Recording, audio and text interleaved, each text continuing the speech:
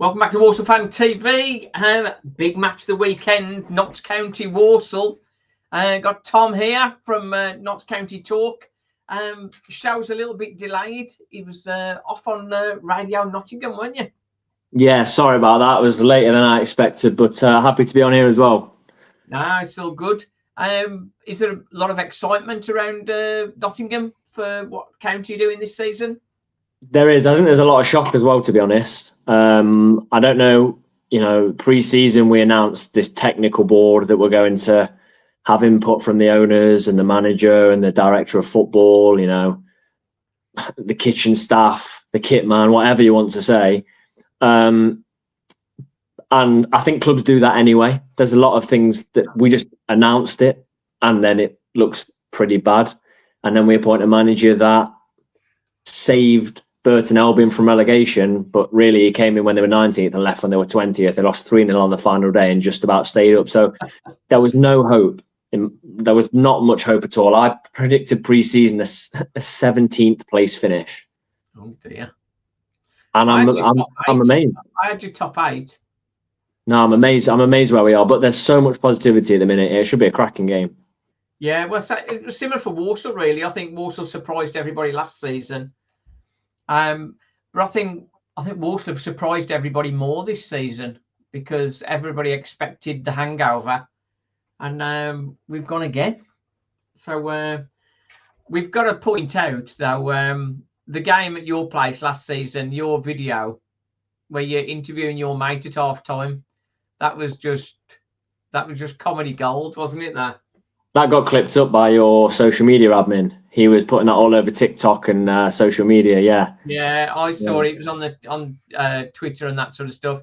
And for those that didn't see it, your guy was basically saying this Walsall, they got nothing. First half, they've got absolutely nothing. And you were going like, don't say that. It's only half time, you idiot. And we had a similar situation on Saturday. We were 1-0 up against Shrewsbury. And Keith, the guy next to me, said, we should be 3 up here, and we should have been 3 up. And he says, it'll probably be just a deflection or something. And like within a minute, they scored from a deflection. And it's like the commentators curse and all that. Mm. So the positivity... it is a surprise for you, as you say. But Jatta and Matthew Dennis on fire, aren't they? Both scored in the last 2 games. 2-0 at Grimsby. 3-2 home to MK. Real positive run at the minute. Won the last 3. Firing. Yeah. Well, I saw a stat today, and I spoke about this on the radio about half an hour ago, but only a combination of Foden and Haaland have combined for more goals this season than Jatta and Dennis. But what's interesting is Jatta was suspended for the first five games of the season. Yeah. Dennis was injured for a while, and they've only actually started 2 games up front together all season, and that's the last 2 games. So they are great. It comes with a bit of warning that we have no third choice striker at all. So they are both our strikers playing. So, it hasn't happened yet, but what if we go 2-0 behind and it's not working for them? So if you come to our place on Saturday and you get an early goal, 2 goals, we have no one to bring on to score goals, which I think we'll rectify in January, I hope. But yeah, on the face of it, amazing, both of them. Dennis especially, getting him on a free after MK sort of cancelled his contract. Love that. MK, some strange decisions gone on there, but they're sort of giving a good go of it this season. They've drifted off a little bit, but 5th, just 6 points behind Walsall, 4 points behind yourselves. So they're having a proper go for it this season as well, aren't they?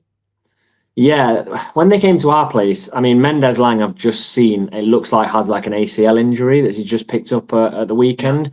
But he was, like, there's not many players I've seen that are levels and levels above where they should be. I think of like Lowe, was it on loan for you last season?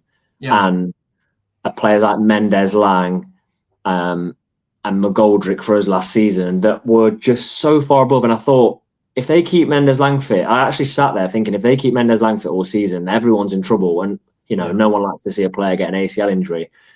But defensively, they were terrible. They were really poor. The difference is, if one of us two are poor defensively, we have to kind of figure something out. They've just gone to spend their money and sort it out, won't they? So I think they will. I think they'll probably get promoted. I was going to say they've only conceded. They conceded 24. So it's they are leaking goals.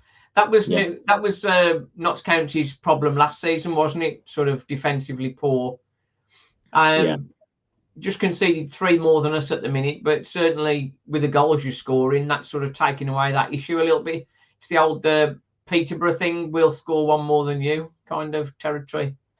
Yeah, at least the goals we're conceding on our own mistakes now. I mean, that was painful to watch for the last 2 years. Every goal we conceded, we just passed the ball straight to them or tried to dribble it out of defence, or the goalkeeper passed it straight to them. So a lot better defensively. And some strange results at the start of the season while Patterson was bedding in.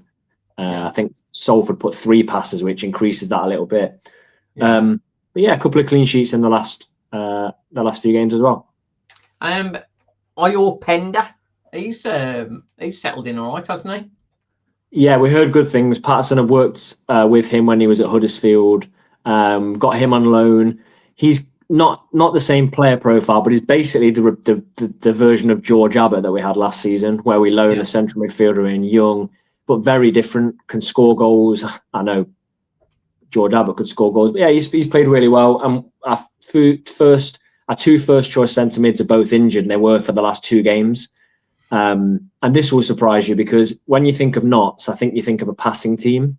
A team that's going to keep the ball. Well, when we beat MK Dons, one of our central midfielders completed 9 passes in 90 minutes and we won the game.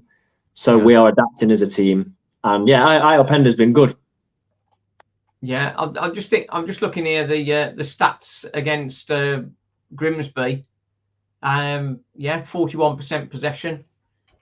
That's the way Walsall like it, isn't it? They call it saddler ball in locally, where the less possession we have, the better. So no one will want it on Saturday, and we'll just leave the ball in the middle for a bit on Saturday.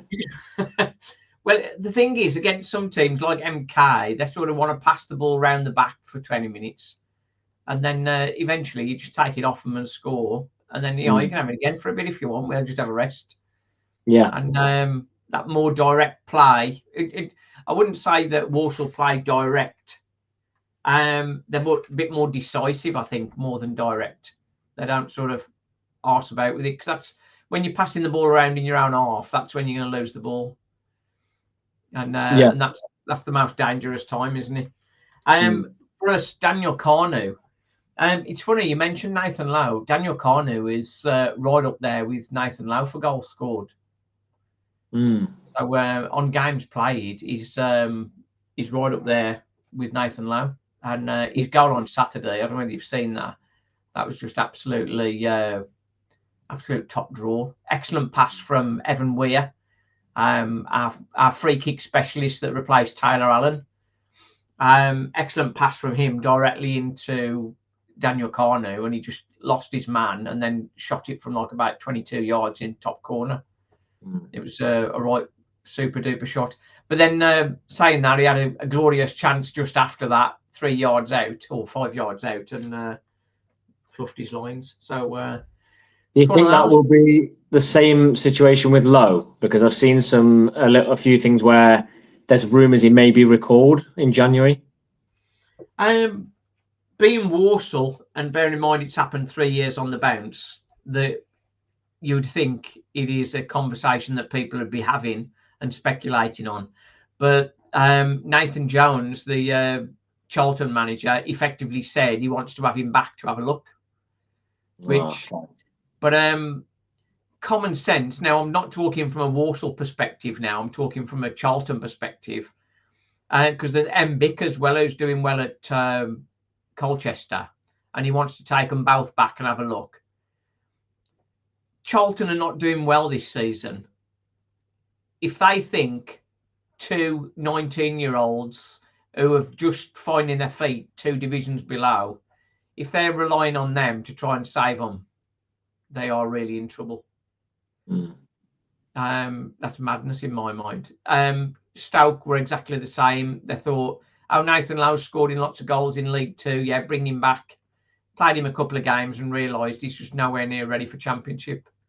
And hence why he ended up playing for the under-21s before the end of the season, which, bearing in mind, if he'd stayed at Walsall, the chances are he'd have had Golden Boot and a promotion on his CV, which would have done far more for his career than sitting in the reserves for half a season. So strange decisions, but at the end of the day, to their players. Now, the difference between Walsall and Notts, I think, you guys have got the money to get a player like Jatta, get a player like Jatta in.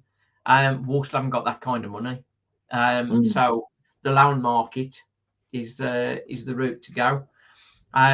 We got Levi Amanchi, a permanent signing, but he wasn't making the first team for Bromley. So really, that would ask a lot of him to come in and sort of lead the line for a promotion charge. Yeah. So, but he's the kind of level of player that we can afford to actually buy. Yeah. At the moment. So unless we have a good cup run, I don't think it's going to be too much different. The attendances are lifting, but I just looked here on last home game. I've just short 10,000 county fans. So you're getting plenty of attendance, aren't you? Plenty through the gate. Yeah, so, it started off a bit slow, but it with the way we ended last season, obviously went out with a whimper against Wimbledon. We were just awful in those games. And then, like I've already mentioned at the start of the show, we bring in Patterson, who didn't have a great track record. We then lose David McGoldrick, who was our star player. And I think people were a bit unsure whether to commit to season tickets. But yeah, the attendances are right back up where they should be. So yeah. Well, the thing is, historically, Notts County and Walsall are both sort of like third division teams, aren't they?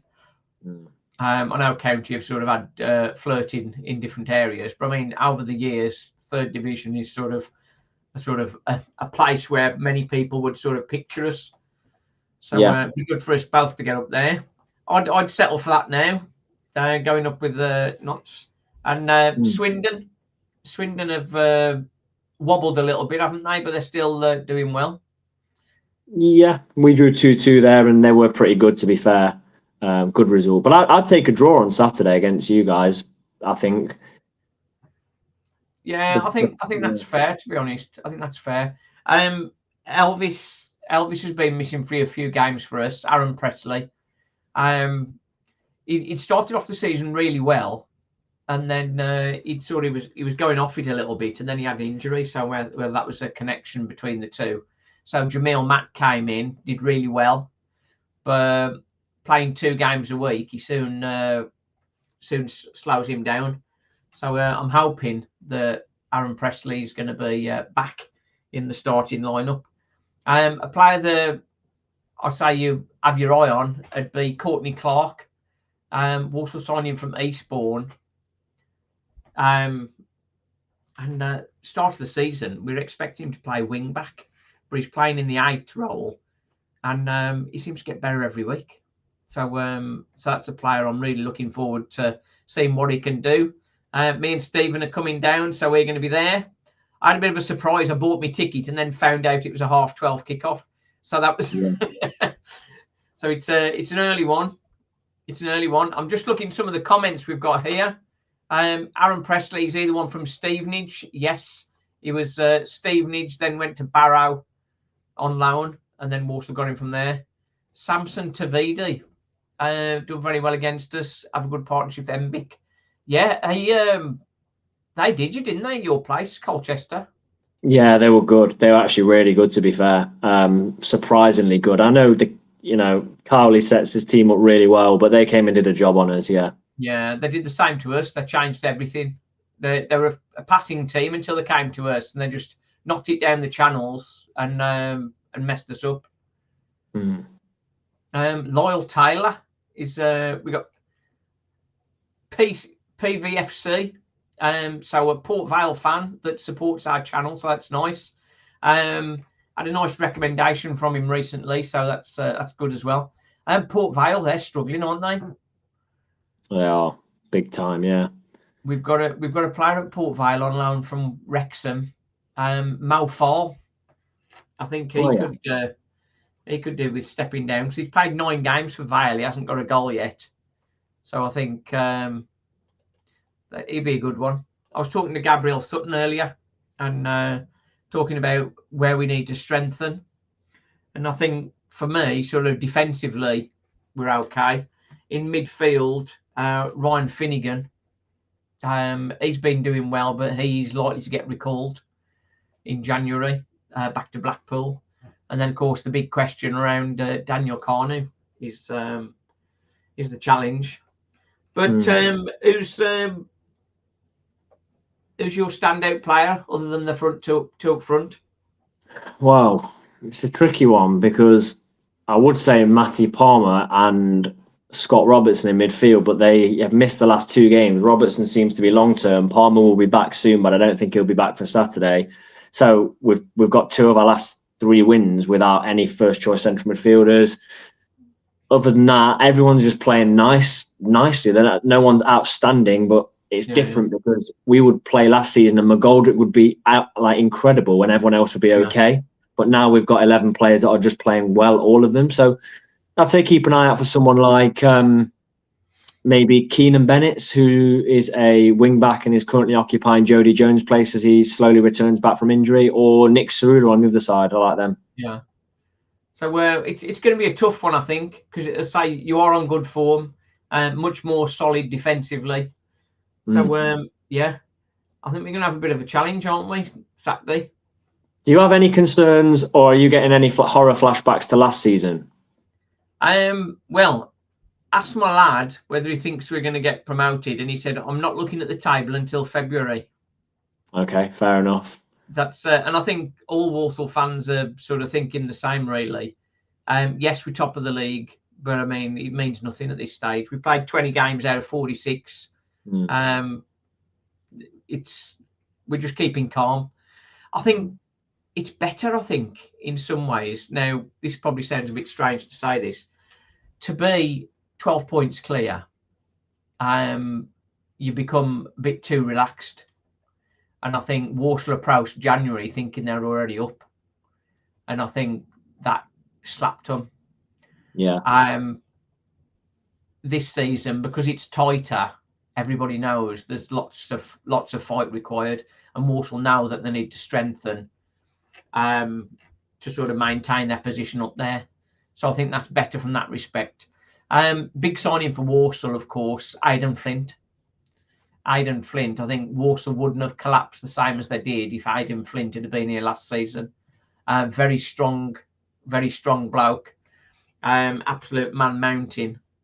And yeah, he's had a bash on the face, so he'll look like Phantom of the Opera when you see him. So will Jatta. Jatta broke his cheek, I believe, against MK. Yeah.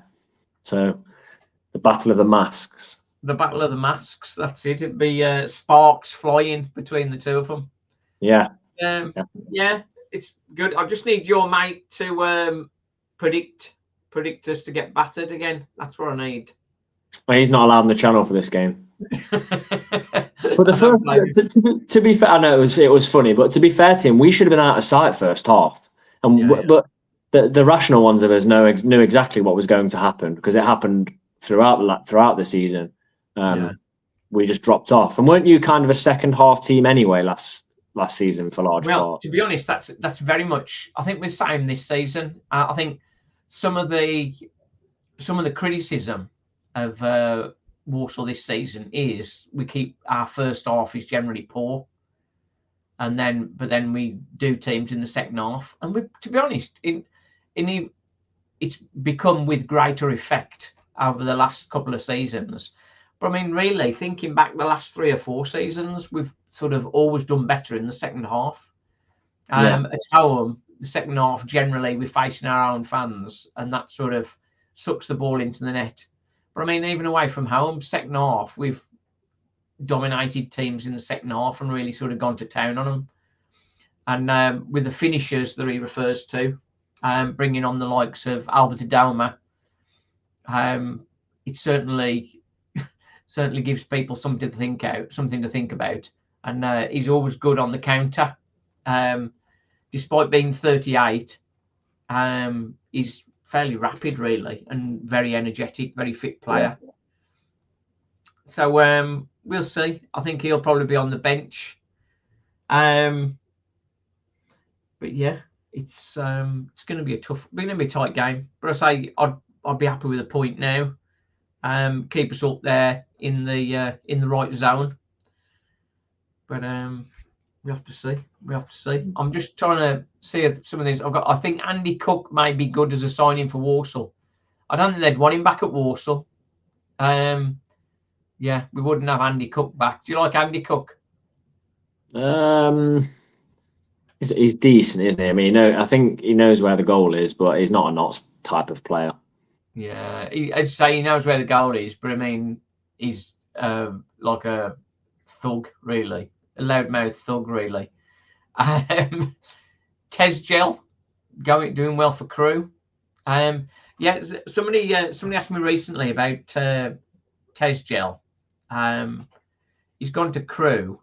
Would Walsall want him in January? It's like they're not going to take him from Crewe and bring him to Walsall. That's not going to make sense.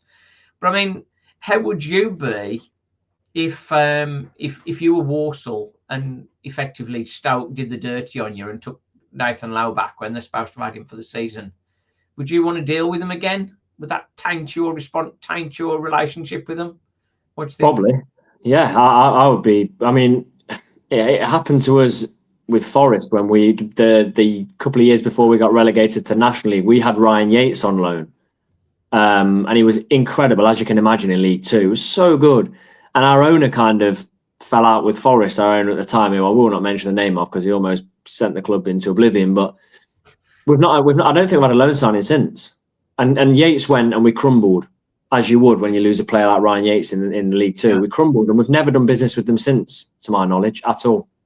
Well, Walsall getting somebody off Stoke every year, and now I can understand it if Walsall said like, no, don't send your kids here if you're going to do that to us. Yeah, and I think that's a message for Charlton, really. We're really good at developing young players, as we've proven with the last three. Yeah. So, short-sightedness is quite common in football, isn't it? Yeah. People don't look at the long game and that sort of stuff. But right then, so all the best for the season, and looking forward to a very good game on Saturday. I think should be a bumper crowd as well. I think Walsall are bringing over about 1,200. I think at the minute. Should be good. Should be a good game. Decent vocal contingent. Myself included, but my throat's probably not the loudest. Yeah, it should be a good game. Hopefully a reverse of last year's home fixture, and we get the win for a change. But like I said, the way we've set ourselves up with 3 wins in a row, I would take a draw in this. Yeah, so we're Walsall 3. If we look at the last 6 games, we both got 4 wins, a draw, and a defeat. So both on good form, both up the top of the league. It's one of them, innit? I know about 6-pointer and all that business, but it's one of them. Anyway, nice one. I know you've had a busy day. I'll let you go. Appreciate you having me on. Cheers. Cheers, Tom. Great. Thanks, night. Mate. Cheers, mate. Cheers, buddy.